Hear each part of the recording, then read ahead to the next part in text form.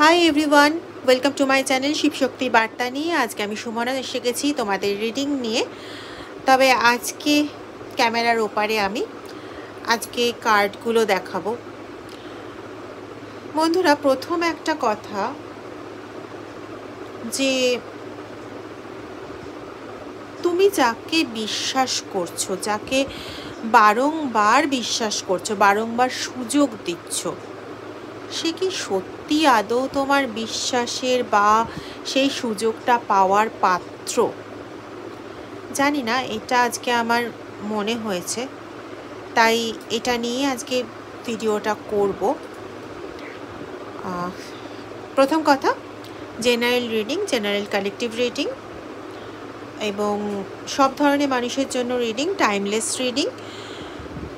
তুমি তোমার যে ব্যক্তিকে মনে হয় যে এই ব্যক্তি কি সত্যি আমার বিশ্বাসের মর্যাদা রাখে, কোনো রকম কোয়ারি যদি থাকে সেই ব্যক্তির সম্পর্কে, তাহলে মানে বিশ্বাস নিয়ে, বিশ্বস্ততা নিয়ে যদি কোনো রকম কোয়ারি থাকে, তাহলে সেই এনার্জিটাকে এই কার্ডের এনার্জির সঙ্গে কানেক্ট করাও।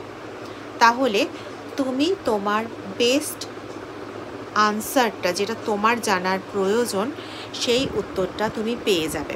ঠিক আছে? এনার্জি কানেক্ট করার জন্য তোমার তরফ থেকে তুমি কমেন্ট করতে পারো, আর লাইক করতে পারো, সাবস্ক্রিপশন করতে পারো, মানে সাবস্ক্রাইব করতে পারো। তবে আমার স্পেসিফিক্যালি অনুরোধ, যদি ভালো লাগে তাহলে প্লিজ লাইক সাবস্ক্রাইব করো। এটাতে আমি আরও অনুপ্রাণিত হই নতুন নতুন রিডিং দেওয়ার জন্য। কমন রিডিং আগেই বলেছি, জেনারেল রিডিং আগেই বলেছি। আরেকটা কথা বলবো, প্লিজ পুরোটা কিন্তু নিজের সঙ্গে রেজোনেট করাতে যেও না।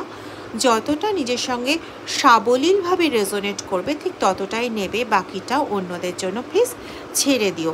এটা মাইন্ডে রেখো যে এটা জেনারেল রিডিং, ঠিক আছে? তো চলো রিডিংটা শুরু করা যাক। যার কথা ভাবছো যে তোমার জন্য সে বিশ্বাসের পাত্র কি না, তার সঙ্গে আগে তার কথা আগে মনে ঠিকমতো ভেবে নাও, তারপরই রিডিংটা এগো, মানে রিডিংটা দেখো। ওকে,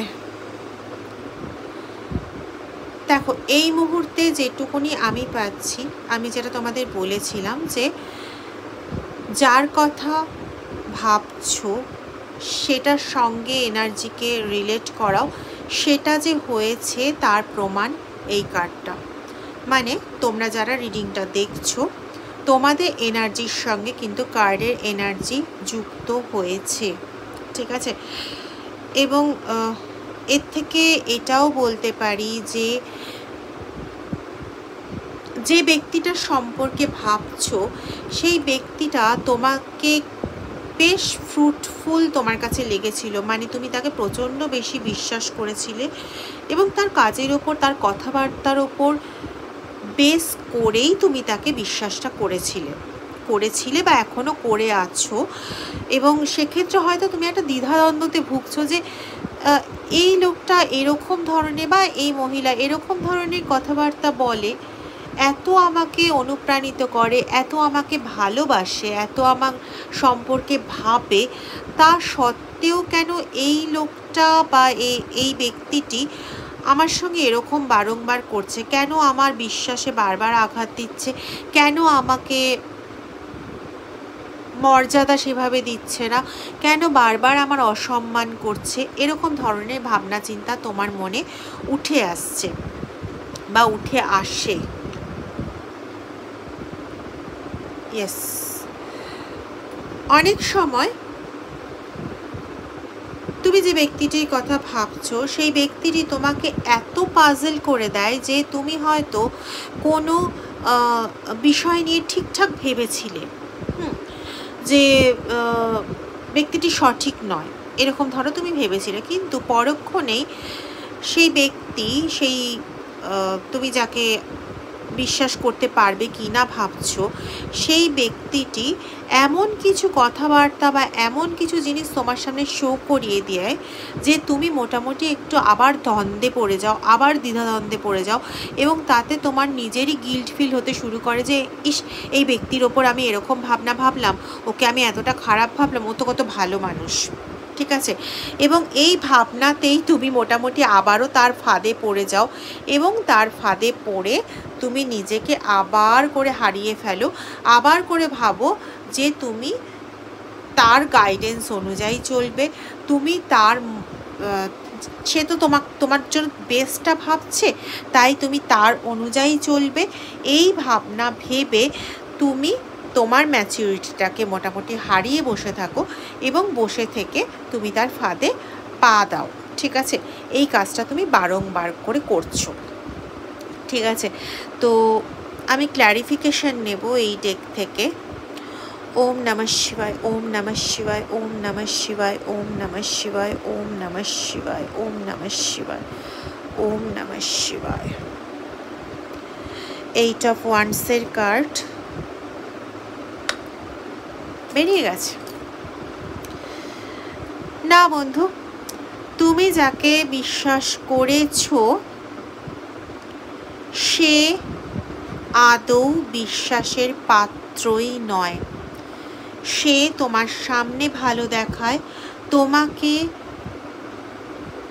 এমন কিছু কথা বলে যাতে তুমি যদি তাকে অবিশ্বাস করো, তাহলেও তুমি সেই অবিশ্বাস করার জন্য তুমি নিজে গিল্ট ফিল করতে শুরু করো, এতটাই গিল্ট ফিল করো যে তুমি ডিপ্রেশনে চলে যাও। কিন্তু তোমার এই গিল্ট ফিল করাটার কোনো মানেই হয় না। এর কারণটা হচ্ছে তুমি না মন থেকে তাকে অ্যাকচুয়ালি বিশ্বাস করে মন থেকে তার উপর ডিপেন্ডেন্ট হয়ে বসে আছো। সমস্যাটা এই জায়গায়। আর সে তোমার ওই মন থেকে আন্তরিক হওয়া, মন থেকে ডিপেন্ডেন্সির সুযোগটা নিয়ে সে তোমাকে রীতিমতো প্রচণ্ডভাবে দুঃখ, কষ্ট, যন্ত্রণা দিয়ে চলেছে। এটা বেশিরভাগ ক্ষেত্রে আমি যেটা পাচ্ছি সেটা হচ্ছে লাভার্স এনার্জি পাচ্ছি। ঠিক আছে, আর কিছু পার্সন আছে যারা মানে বিশেষ করে ফিমেল পার্সন, যে আরেকজন ফিমেলকে প্রচণ্ডভাবে অ্যাজ এ ফ্রেন্ড ট্রাস্ট করে,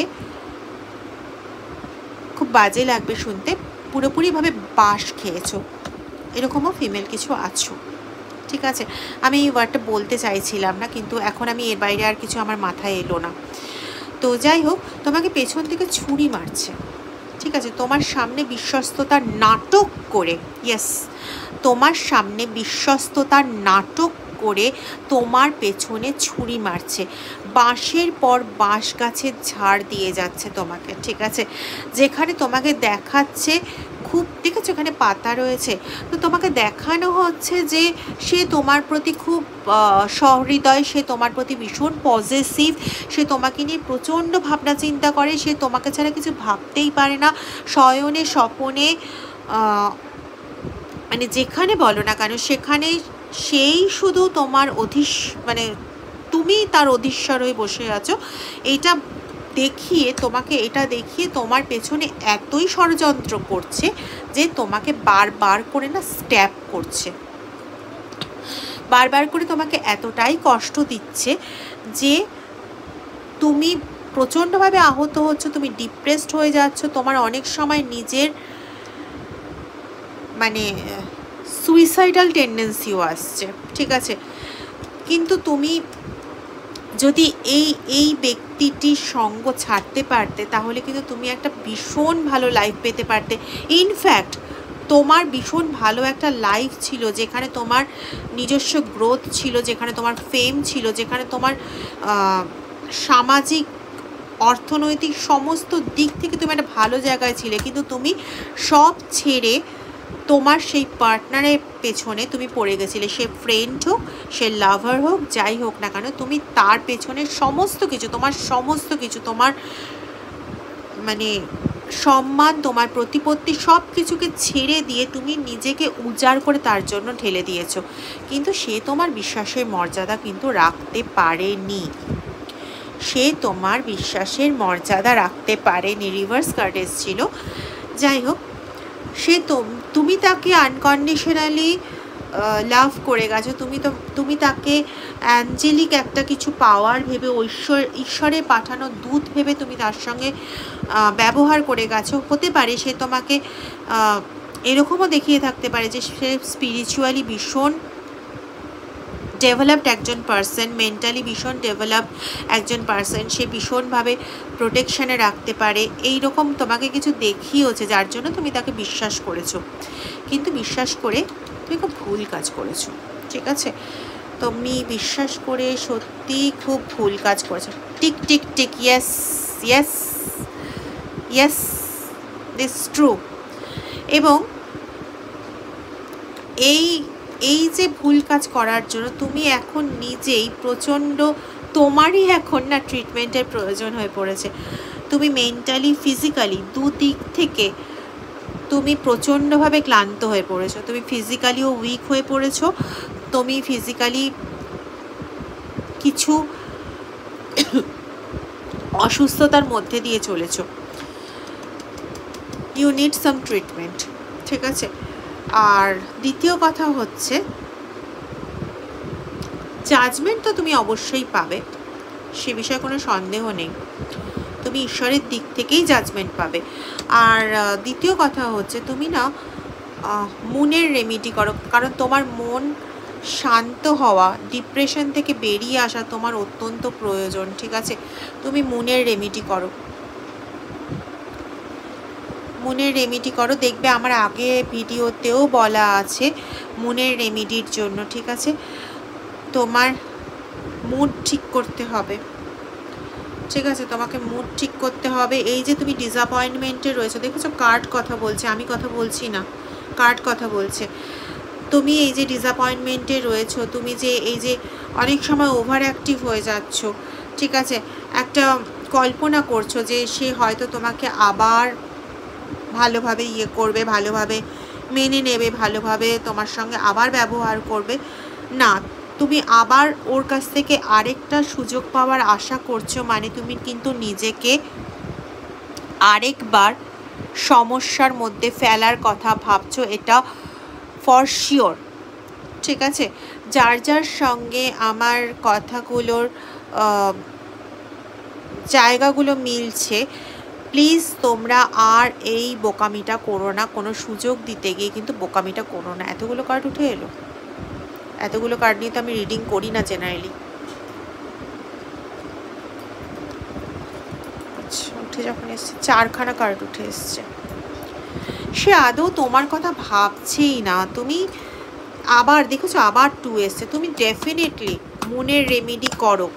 ঠিক আছে, ডেফিনেটলি মনের রেমেডি করো। দেখবে আমার আগের ভিডিওতে বলা আছে পূর্ণিমার দিন পায়েস বানিয়ে, রূপোর বাটি যদি থাকে তাহলে তো খুবই ভালো কথা, যদি না থাকে তাহলে যে কোনো কাঁসার বাটিতেও, না কাঁসার বাটি না, সরি কাঁসার বাটি না, যে কোনো সাদা ধরনের পাত্রে পায়েস রেখে চাঁদের আলোয় রেখে দিতে হবে 1 রাত্রি পুরো।